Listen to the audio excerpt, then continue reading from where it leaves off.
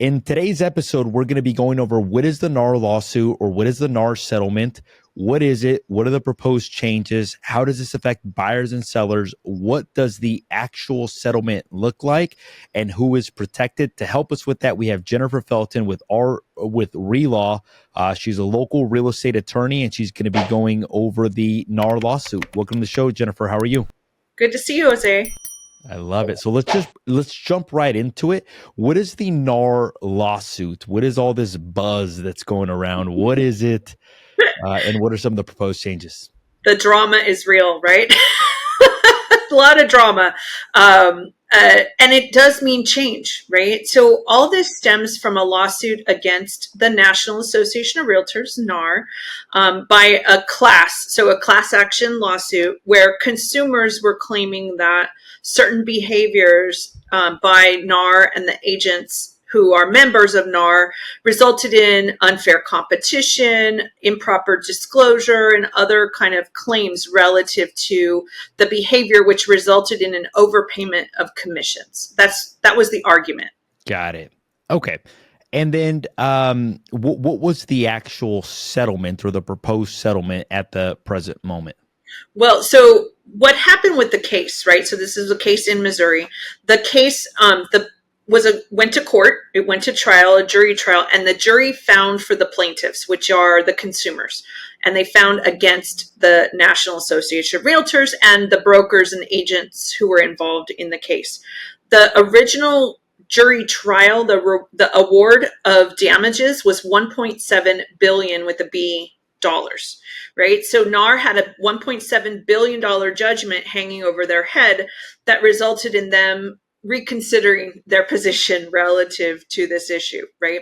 Not only was there a $1.7 billion judgment hanging over their head, once this case went the way it did, multiple other lawsuits started to get filed. So not only were they fighting this $1.7 billion judgment, they, in case after case, state after state, we had 2 or 3 of them just in California, more lawsuits, more attorney's fees, more defense, more risk, right? And so NAR did agree to settle that case, right? So there is a settlement pending. It does have to be approved by the court.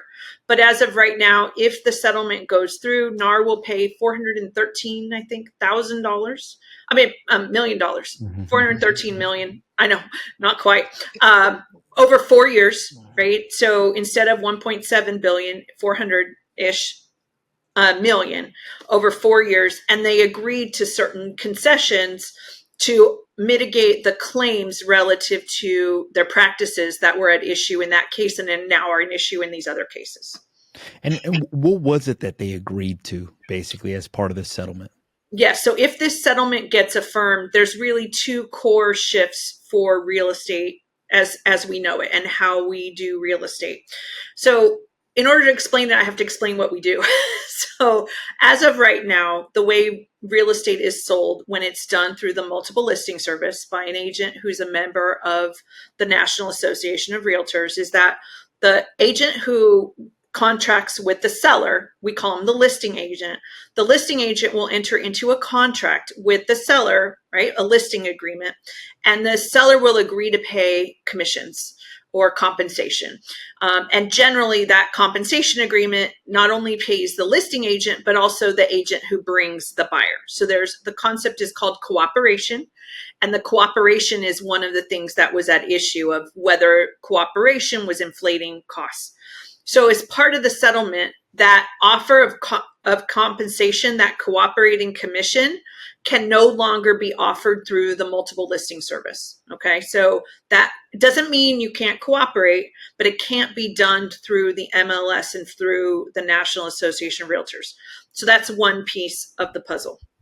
The second piece of the puzzle and the second concession that NAR gave if the settlement gets affirmed has to do with how real estate agents work with buyers. In California and many states, though not every state, it is common for agents to represent buyers and go show them houses and offer them, take them out, give them listings, show them properties without entering into a contract, right?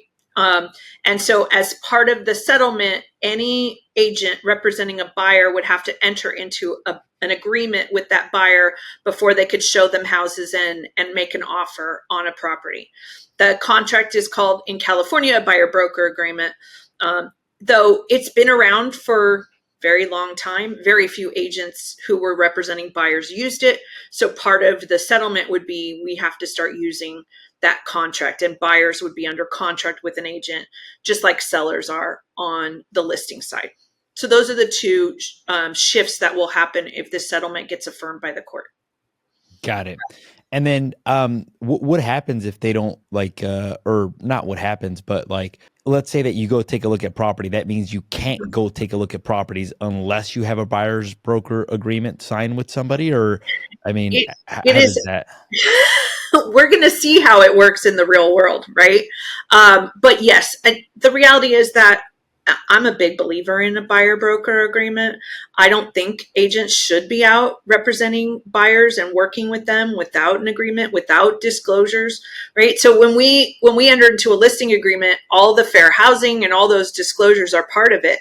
That's not happening with the buyers right now. And so getting those contracts, getting those disclosures, getting an agreement, the buyer broker agreement is more than just compensation, right? So the compensation is important, right? You guys want to get paid, but that's only one piece of it. Having an agreement, getting representation, understanding the duties and liabilities and responsibilities is really important. So if this goes through, yes, as agents, before you're out showing properties, and I used to say, it doesn't happen like it used to. I've been in this industry 30 years, and I have my broker's license. I'd say nobody's getting in my back seat without entering into a contract so that we all know who's doing what and who's agreeing to what. I realize we're not driving a lot of people around in our cars today, but that concept of I'm not committing my time and effort and skill unless I know I'm going to get compensated. One of the things that I see in real estate, with commissions, there's a concept of what's called procuring costs, right? So the question of who brought in the buyer and who's entitled to that compensation that the seller is offering is an issue. Why is it an issue? Because we don't have a contract, right? We don't have an agreement and someone saying, yes, I've agreed to pay you. Yes, you're representing me. Yes, you have authority. All those things that go with that. There's no such thing as procuring cause in law, right? No one's guessing whether I'm representing someone or not, right? When someone hires me, they sign a retainer agreement. They agree to pay a fee, and I don't work until that happens. This is not, and I'm not unusual, right? And law is not unusual. Real estate is where it's been unusual, and this shift will take you guys and bring you back to what's traditional in business. I hear the war stories from agents who, went and took a buyer and showed them 16 houses every weekend for 3 months, and then the buyer, when they decide to list, their niece has a license and they have their niece write up the contract, right? I've heard those stories. I hear it and I see it. That wouldn't happen if we had agreements. And we can make them limited as far as scope. It could be for one property, one showing. You don't even have to have a dollar amount. It doesn't have to be about money. So I can put 0 and still collect the cooperating commission that's being offered by the seller and still get paid. I may not choose to, I may not want to. Those are business decisions I'm going to make about my value and my worth if I'm going to be a buyer's agent. But again, that having a contract, having disclosures, having the basic terms is what's going to be the requirement if this settlement goes through. Now, one of the misconceptions that I'm kind of seeing, or not misconceptions, I've met with 3 sellers since that, and it was funny because on all 3 of them, it came up. And a lot of them are saying, like, I hear I no longer have to pay buyer agent commissions, or I hear that 6% listings are out of the picture. What are some of the misconceptions that you're hearing about it? And can sellers still pay buyer agent commissions, or are they not required to do so? Were they ever required to do so? Like, can you clarify that? It's way more complicated than it should be, but it's never been required, right? The biggest thing was the MLS had expectations relative to cooperation, as did some of the brokerages. And that's where that issue comes in. The sellers have never had to pay to, a selling agent, right? A buyer's agent. Whether they choose to or not is a choice. And honestly, in most cases, I think it's a good choice, right? That cooperation, getting and creating an environment where your property is attractive and sellable makes sense. But it's never been a requirement. And I think there will still be sellers who are very willing to pay to get what they want, right? Which is the best, the best deal for their house. There are going to be sellers who do not want to pay. And there always were, right? We have FSBOs, right? There's a whole category of people who don't want to pay commissions. Commissions, yeah. So that's not out of the norm. It's just how we talk about it, how we discuss it, what our obligations are. The biggest thing today is disclosure, being clear and open and communicating properly about what the rules are and what the choices are, right? The seller is ultimately going to make the choice. And with the way things are set up now, even if the seller doesn't offer it in the listing agreement, right? So say the seller does a listing agreement and only offers 3% to the listing agent. They don't offer cooperating commission. Under the rules, the way they're written, the buyer can still ask the seller to pay commissions that they've agreed to pay to their agent. It'll be part of the negotiation process. Again, it's not guaranteed. It's a negotiation, but it's part of the process. And I do think you'll start to see some variation in pricing offers, right? Some variation in those discussions. In particular, we have situations. So say I have a seller who's not cooperating, but I have a VA buyer, right? So I have a buyer who's getting a VA loan. VA buyers are not allowed to pay commissions under the current rules. So if I'm representing that buyer, I'm going to make an offer and I'm going to be clear that I'm offering, 2.5% or 3% more than I would have offered because I need you to pay the commissions in order to get the agent paid and meet the obligations from a lender standpoint, right? So I do think this is going to shift how we discuss these things and how the negotiations work. Short term, it's going to feel a little chaotic and uncertain because we're used to the pattern that we're in, the habit that we're in. And over the next few months and maybe a year or two, there'll be this shift, but it will stabilize and we'll build a norm and we'll all get used to it and we'll all keep doing what we do. So I hear in commercial real estate, this is the way that it actually is. So a lot of the commercial properties don't actually get listed on the multiple listing service. They get listed like on LoopNet, they get listed on Crexi, they get listed on CoStar. But to my understanding, when they list them on these websites, they're not advertising how much they're offering out to the buyer side of the commission. Instead, what's happening is that the buyer brokers are bringing an offer, and in that offer, they're basically asking for a certain type of compensation, or basically the agent lets them know if the owner's cooperating or offering some sort of compensation to the buyer's agent as well too. That's my understanding. Correct. They do not use the multiple listing service in traditional commercial, and so yes, it is done through negotiation, just like I'm talking about. It was nice to have a custom and practice that was consistent. This is going to generate more discussion, more phone calls, right? And especially because if a seller is cooperating, we're not going to be able to talk about it through the MLS. So how are we going to talk about it and stay compliant? And I don't know. I don't necessarily know the answer to that yet. But those habits and customs. So a lot of more phone calls, a lot more like, is the seller cooperating or not? Because it's going to shift. If the buyer knows the seller's not cooperating, are they going to offer less, right? Because they know they have to pay their agent. Maybe not, right? Again, this is all going to go into the discussions about how people do this. Do the average prices go down a little bit? Maybe. Do average commissions go down a little bit? Maybe, right? There's a lot of different things that I think could happen as far as like VA and some of the other lending. So right now you cannot finance commissions, right? So if I have to pay 2.5%, I got to come in with that cash. I can't finance it on top of 10 or 20%, whatever I'm bringing down. Did the lending rules change? Almost certainly. If buyers really are paying commissions, I think custom and practice in that regard will change. I think that will shift.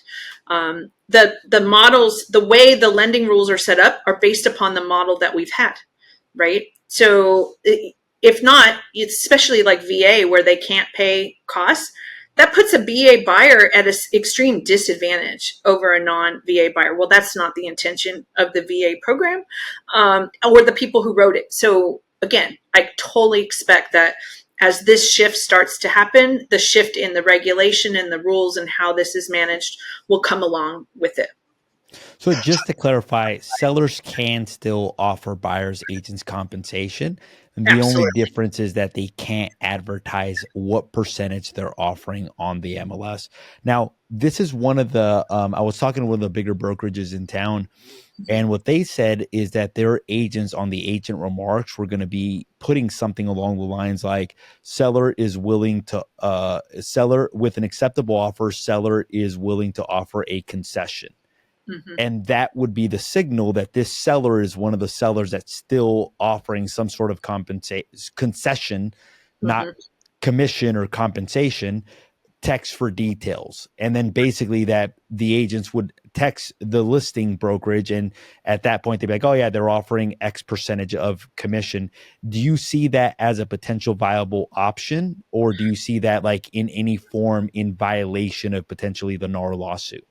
I don't know yet, right? I think most sellers will still offer commission, Yeah. right? I think that that's going to be the norm, but how we convey that, I don't know yet. So I've heard the like using the term concessions, and doing it as a concession because concessions can be done with lending, but I just don't know if that's how it's going to be done or not. I think it's going to take some time. I think if it's done in any way that's not clear and above board, we're going to continue to be exposing ourselves to risk, and liability. That's the whole issue. So again, that might be the answer. I don't know yet, right? And I would be very careful with. I would be very careful with putting anything in the MLS. I'll just be honest. That would not because be of the because it could be perceived as a violation basically of correct. the rules. Have you had any discussion with other attorneys? Have you had any discussion with any real estate clients that you represent as to what viable options for that would be? Or is it just don't put it on the MLS and have the agents reach out to you and schedule a phone call? I think communication, direct communication with the agent, if you're in a position to make an offer, is going to be the way to go. Because I think any alternative puts everybody at risk. Again, once this works out, we'll build a pattern. But for short term, I mean, this settlement, if it goes through, starts in July, right? So we've got a couple of months to determine if the settlement gets approved as written, and then to build forms, practices, right? Like we're going to get some major forms changes in June with California Association of Realtors that go along with this. California Association of Realtors does major form changes twice a year, June and December. So we already have some forms changes that I know of. For example, fire insurance, which is a huge issue in California. Right now, fire insurance is part of the inspection contingency, and starting in June, it's going to have its own contingency. So how we deal with commissions, how the forms look, does the listing agreement change, right? Does the buyer broker agreement change? Does the seller to pay buyer broker agreement change? I think we'll see some of all of that, right? And so I think we'll start to figure that out. But right now, my suggestion is direct communication, because this is where I get nervous. What if maybe, the seller is saying I'm willing to cooperate, but maybe the buyer broker agreement is at 2%, but the seller is willing to go up to 3%, right? But do we want to be conveying that? Right? I would, if I'm representing the seller, is in the best interest for me to just take an offer at whatever number the buyer comes up with, because it might be less than what the seller is open to paying, right? But if I'm telling the agents the seller's willing to pay 3%, now I'm going to get offers at 3%, right?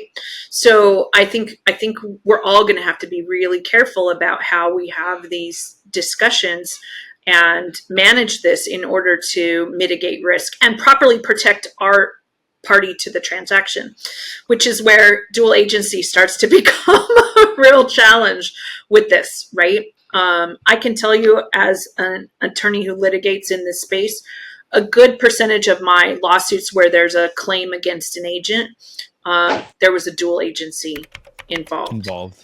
Right. So now I think there are going to be buyers who go to the listing agent directly because they don't want to pay an agent themselves, or they think it'll help them from a pricing standpoint. That agent better be doing a very good job of protecting the parties. And it's really hard to be a dual agent and protect the buyer and the seller because you know what their bargaining positions are, right? And so I think for all that this is intended to protect consumers, I think there's a lot of risk of consumer issues until we start to work through this and figure this out. So it might not even be like call for details. Like if they call for details, like it may not, it may just be like if they call, say, hey, look, whatever you're asking for, just submit it with your offer instead of Right. disclosing, hey, my seller's willing to pay 3% or my client's willing to pay 2.5%. It may just be like, yes, we are open to a conversation. It's going to depend on your offer, and it's Right. going to depend on what you're looking in terms of compensation. We'll take a look Right. at all that together and put it, make a decision after that, basically. Right. I mean, it's Got it. going to be up to the listing agent to have that conversation with the seller to know how much they're comfortable disclosing, Yeah, right? And then you follow whatever you've agreed to with your seller as how you're going to do that, right? And got it. it's going to be, again, deal by deal right now, right? Right now, this is acute, right? It's a hot topic. So a lot of people are talking about it. Once it settles down, it'll, habits will form, customs will develop, and then we'll be back to a normal market. Got it. What about the agreements on the buyer side? How do you see that playing out, basically? Because the way Yeah. I've been talking to other brokers, I've been talking to other agents, and the way that we're kind of thinking about it is, hey, look, like there's going to be different types of compensation for different types of representation. Meaning, like, hey, look, if you're only wanting to see this one property, like, and this is the one property, this is what we charge. If you're wanting to see just different structures, how do you think that will play out? Um, I am the angst I'm hearing from agents over this, which I've been hearing for years. I've been talking about entering into a buyer broker agreement for 10 years and telling agents that they should not be showing property without it. And the number one objection I get is no one else is doing it. I'm like, okay, so you're a lemming? Right? Because I don't get that whole concept, right? And then I've seen the how do I get someone to sign a contract? They don't know me. How do they know? There's no trust. I'm like, you do it on the listing side. The listing agent doesn't know you any more than the buyer knows you. Your reputation is the same, right? And I can tell you, people hire me after a half-hour phone call and agree to pay me tens of thousands of dollars, not knowing what's going to happen, right? That's the real world. So you need to decide what your compensation structure is going to be, right? Whether it's if I show one house and I get 1%, right? If I get that house, or I get the cooperation or at least 1%, right? We're setting a floor versus a ceiling potentially. Or I only work for 3%, right? And being able to articulate your value of why you're worth 3%, right? I've been working in this community for 20 years. I know the other agents. An offer from me is going to get more traction than an offer that's unrepresented or with someone who has less experience, right? I know how to negotiate repairs and contracts. I have the right contractors to come and do the inspections and make sure that you're getting the best value so that if there's issues, we can take care of it, right? All of these different things, you learning to articulate, just like we do with the listing presentation, right? Putting together a buyer broker representation, presentation, right? Where it's like, this is why you want to work with me. This is how I earn my 3% or whatever it is that we're going to get compensated, right? if you can't articulate it, no, they're not going to want to pay you, right? Why Yeah, would they? Right? So, but you look, I do not believe real estate agents are overpaid, right? You guys earn the money that you get for what you do, but you need to be able to document and show and explain and show how much time and effort and skill and knowledge goes into every single deal. I agree, 100%. Um, do you foresee like buyers taking a similar approach to like a listing? Like whenever I'm on a listing appointment, I'm usually one of maybe 2 or 3 or 4 different agents that's being interviewed. A lot of the times we do end up with the opportunity to represent the seller. Do you see that becoming more practical now that buyers are having to sign buyer broker agreements where they're taking the time to interview a couple different people? Or do you kind of see that just, hey, this is my friend, this is who I'm Mm-hmm. going to work with? Buyers are polygamous. Right? They will work with any agent at any time historically, right? So that's not going to change unless we change it, right? Mm-hmm. So if you're out there showing people property, don't think that they're not talking to someone else and someone else isn't showing them property too, right? So this is already happening that they're talking to multiple agents in most cases, right? But if we now have to, if we're now, nailing them down and getting them to a commitment, again, you're up against the same other people. It's just you being able to articulate your value as to why you're the one they should commit to. Yeah. Do you foresee different areas taking different customs? Like meaning, like I know Northern California sometimes closing costs are paid by the buyer versus the seller because of the real estate market. Do you foresee like it being different in different parts of the country, basically, as to what is customary and what is not customary, or do you see everybody adopting to like one way of doing things? There's already some differentiation, and different states have different rules and different laws. I think that California will even out pretty consistently. That I think the vast majority of sellers will still offer cooperating commission. That's what I expect. But it wouldn't surprise me if average commission amounts go down a little bit. I've been in this industry since 92. And when I got in 92, 6% was pretty standard, right? Most deals, I was an escrow officer, most deals I saw 6% commissions. In what I see today, that average is much closer to 5, right? So in 30 years, we've had a 1 point degradation in commission percentages. But understanding that prices have increased significantly in that 30 years as well. So the average dollar amount commission is still significantly higher, but as a percentage, it's lower. I would not be surprised if when this works itself out over the next 5 to 10 years, that average commissions end up closer to 4%. I think that's realistic. And in some cases, you see that in the marketplace. In some cases, where sellers are only offering 2, and listing agents only taking 2%. What are the most common questions or frequently asked questions that you're hearing about this? Well, I think that the disconnect of that sellers aren't gonna do this. I think that's incorrect. I think most sellers will still offer cooperation. I think there's always a discount market, a market who is trying to manage costs, but I don't think it will be the norm. I think that the norm will still be that there's some sort of cooperation. I do think that smart buyers will get an agent and be willing to pay some money for proper representation.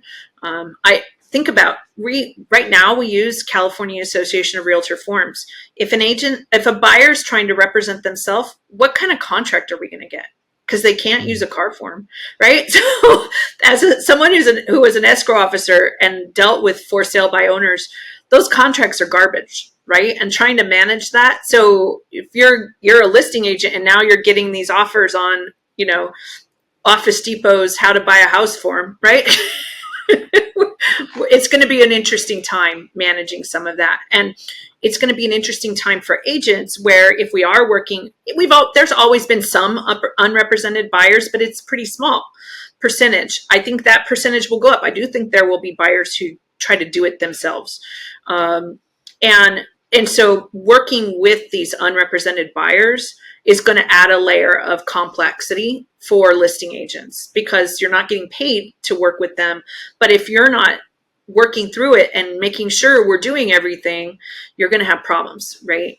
So I think that there will be this new challenge and systems that will need to be put in place because you don't want to act as their agent if you're not under contract and have the contractual obligations and the compensation.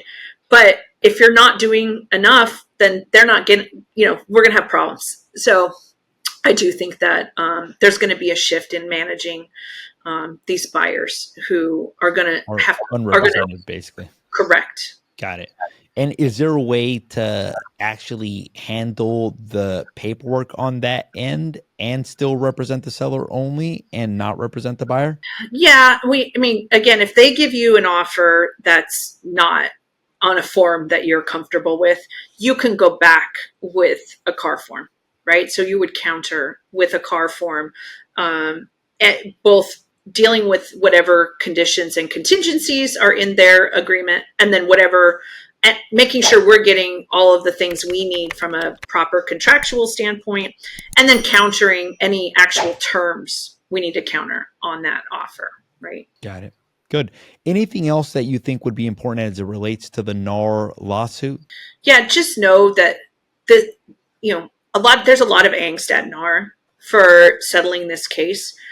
This really wasn't, they didn't really have a choice, in my opinion, based upon where they were at with that case and what was going on. This truly is what's best for the industry. Every single real estate agent, every single brokerage was at risk. And this is going to mitigate that risk for all of you. And so, yes, it sucks. It's not a great deal, but it's way better than what was coming. And so understanding that NAR really did, and I don't agree with everything they've done, but once they were in the position, once the case had gone the way it did, this settlement is going to protect the industry in the grand scheme of things. Basically, if you're part of that lawsuit, meaning like nobody could ever come back and say, hey, I paid too much in terms of commissions, basically. It's going, the class that is involved would cover all sellers throughout the country for a certain period of time, which should be adequate for any statute of limitations. So past behavior will be protected. That means for every agent, right? If not, you guys are all at risk of being sued over these same allegations every day. Mm-hmm. So that this puts a shield over past behavior. And now we as an industry have to adjust and adapt our behavior to not put ourselves at risk again, based upon where this case worked itself out from. Then, I think this is, as long as you understand and are following the rules as they're going to be once this settles out, you're going to be fine to keep doing what you do, properly representing people and being the agent that you're supposed to be. I love it. I love it. And I'm in agreement with you. From the 3 sellers that I met with in the last week, all 3 of them wanted to offer some sort of buyer compensation to the other parties. So I'm in agreement with you. So I want to say thank you, Jennifer, for taking the time. I know obviously this is premature. This is going to be a continuing story or to develop. So we might do multiple episodes in the future as this gets closer. Obviously, I think the one thing that we could all take for certain is that there's going to be a lot of different form changes. And then obviously there's going to be a period of adjusting. And then after that, things will get back to normal. This will be the new norm like anything else. So I do want to say thank you for our viewers today. We covered what is the NAR lawsuit. We had Jennifer Felton with ReLaw. If you've enjoyed this episode, make sure to hit the subscribe button. If you feel that this episode will be helpful to somebody, make sure to hit the share button and send them the link. Once again, thank you so much. And until next time.